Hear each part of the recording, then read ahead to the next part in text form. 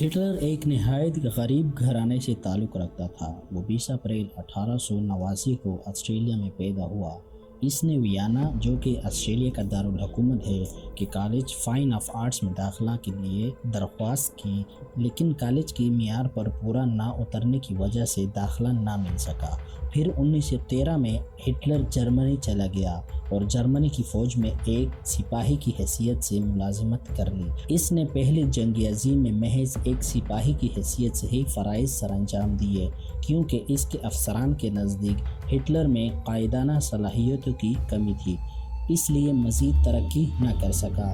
1919 میں ہٹلر نے جرمنی کی ورکر پارٹی میں رکنیت حاصل کر لی۔ یہ پارٹی 1920 میں national socialist Germany workers party یعنی نازی میں تبدیل ہو گئی۔ اپنی قابلیت کی بنا پر وہ 1921 میں اس پارٹی کا چیئرمین منتخب ہو گیا۔ پھر آہستہ آہستہ یہ پارٹی مضبوط ہوتی گئی اور 1930 میں جرمنی کی دوسری بڑی پارٹی بن گئی۔ پھر 1933 کے الیکشنز میں نازی پارٹی اکثریت حاصل تو نہ کر سکی، لیکن سب سے بڑی پارٹی ہونے کے ناطے صدر نے ہٹلر کو حکومت تشکیل دینے کی دعوت دی اور ہٹلر ملک کے اعلیٰ ترین عہدے چانسلر تک رسائی حاصل کر گیا۔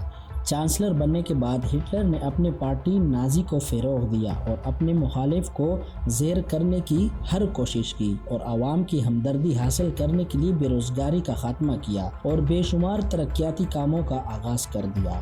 اپنی قوم کو اس نے اپنی اہمیت کا احساس دلاتے ہوئے کہا کہ وہ دنیا کی عظیم ترین اور فاتح قوم ہے۔ اس طرح جرمنی کے لوگ ہٹلر کے گرویدہ ہو گئے۔ 1939 میں ہٹلر نے اپنے جارحانہ ہتھ کنڈے پولینڈ تک بڑھا دیے، جس کے نتیجے میں دوسری جنگ عظیم کی نوبت آئی۔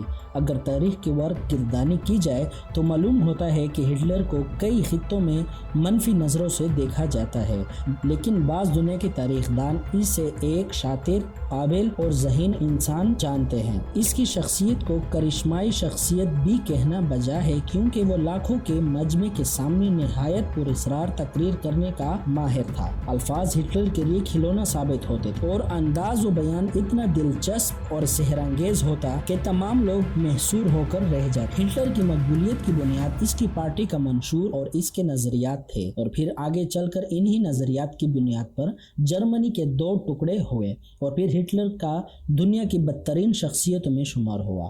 آج بھی جس طرح مسلمانوں میں یزید کا نام ایک لعنت اور گالی سمجھا جاتا ہے، مغربی اقوام میں ہٹلر کو بھی اسی طرح شدید نفرت کی نگاہ سے دیکھا جاتا ہے۔